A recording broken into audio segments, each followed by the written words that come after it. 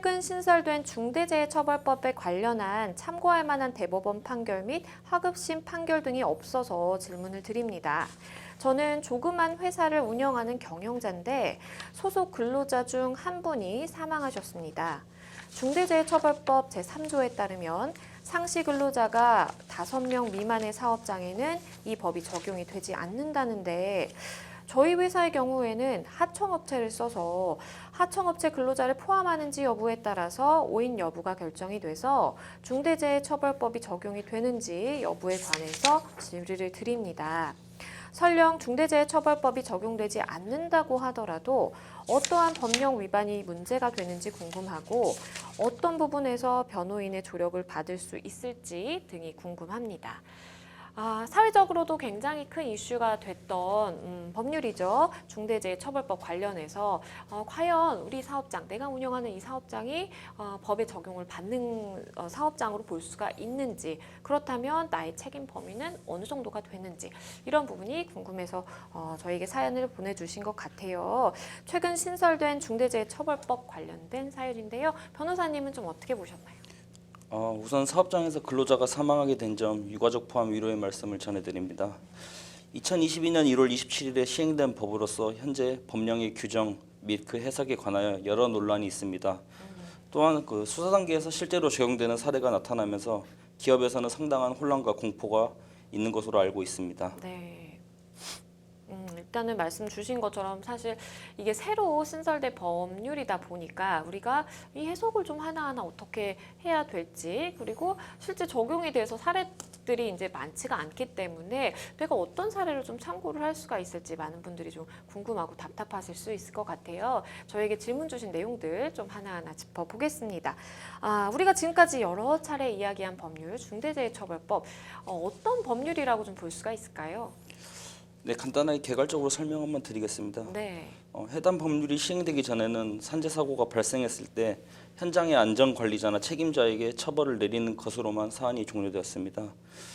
그러다 보니 산재 사고에 대한 근본적인 원인을 해결하지 못한 채 동일한 사고가 또다시 발생하는 경우가 계속 이렇게 발생하고 있었는데요. 네. 이에 반해서 중대재해처벌법의 핵심은 사업주가 안전사고 발생에 대한 책임을 함께 진다는 데 있습니다. 그렇죠. 중대재해처벌법이 무엇인지에 대해서 개괄적으로 좀 설명을 해주셨는데요.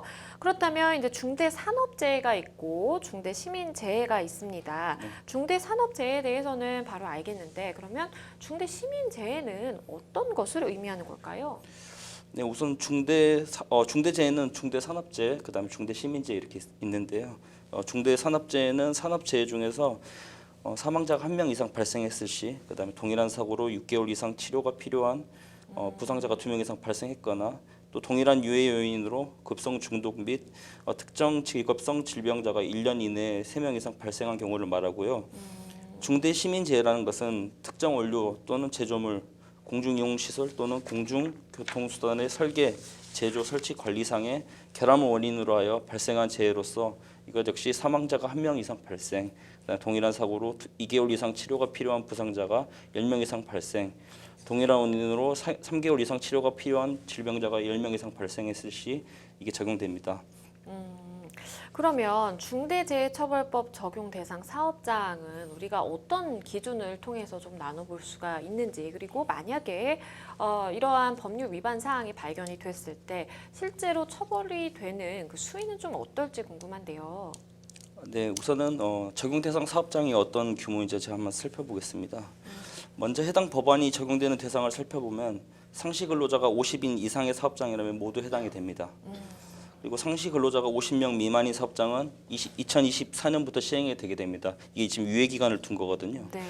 그리고 또한 5인 미만의 사업장은 적용 대상에서 제외되게 됩니다. 그런데 이 중대재해 사고가 발생했을 때 받게 되는 처벌 수위가 상당히 센데요. 그렇죠.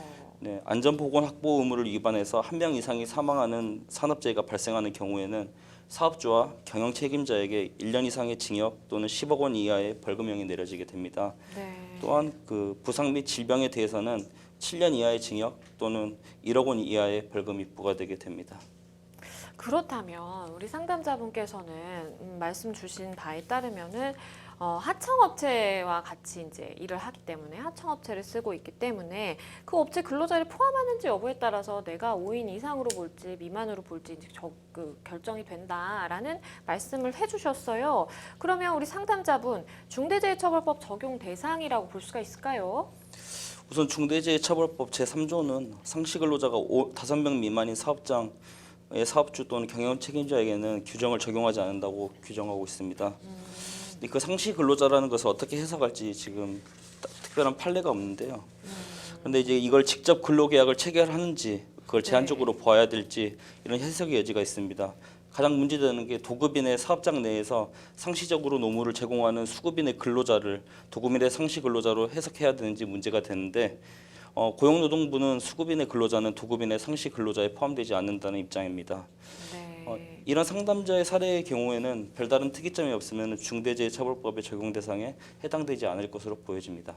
네, 일단은 우리 변호사님께서 이제 보신 바에 따르면은 중대재해처벌법 적용 대상이 아닐 것으로 보인다라는 말씀을 이제 해주셨는데, 그러면 이제 상담자분 같은 경우에 일단은 근로자가 사망하는 상황이 발생했기 때문에 내가 그럼 중대재해처벌법을 적용을 받는 것은 아니라고 하더라도 혹시나 다른 또 문제가 생기지 않을까 걱정이 되시는 것 같아요. 어떤 부분들을 우리가 좀 생각을 해볼 수 있을까요? 네, 우선 산업안전보건법 위반 여부가 문제되는데요. 네. 사업주가 안전조치 의무를 이행하지 않거나 보건조치 의무를 이행하지 않아서 근로자가 사망한 경우 형사처벌을 규정하고 있는데요.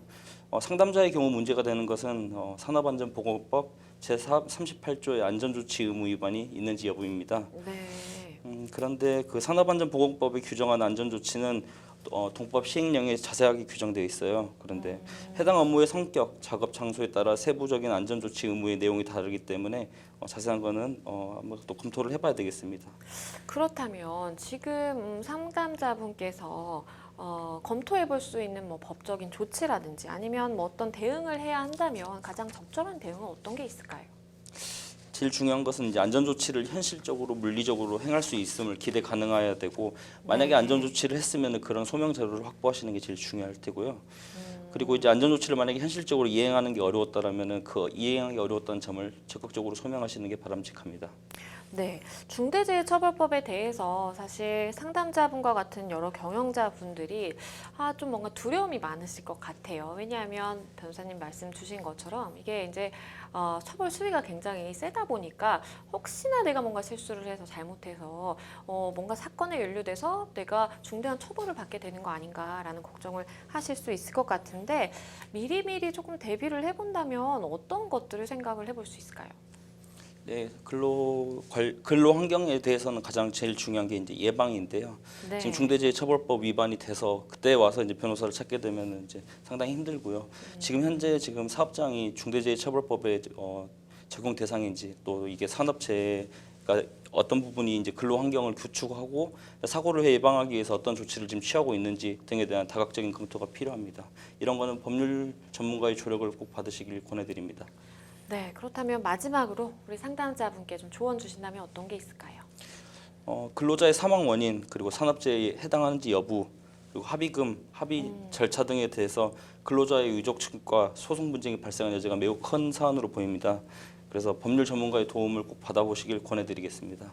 네, 변호사님께서 말씀해 주신 것처럼 지금 우리 상담자분의 상황이 이 중대재해처벌법 적용을 받는지 아니면 혹시나 다른 문제될 만한 법률 위반 사항은 없는지 여러 가지 좀 검토 사항이 필요하기 때문에 법률 전문가의 도움을 좀 받아보시면 좀 손쉽게 이 상황을 좀 해결해 줄 수 있지 않을까라는 생각을 해봅니다. 잘 해결이 되셨으면 좋겠습니다.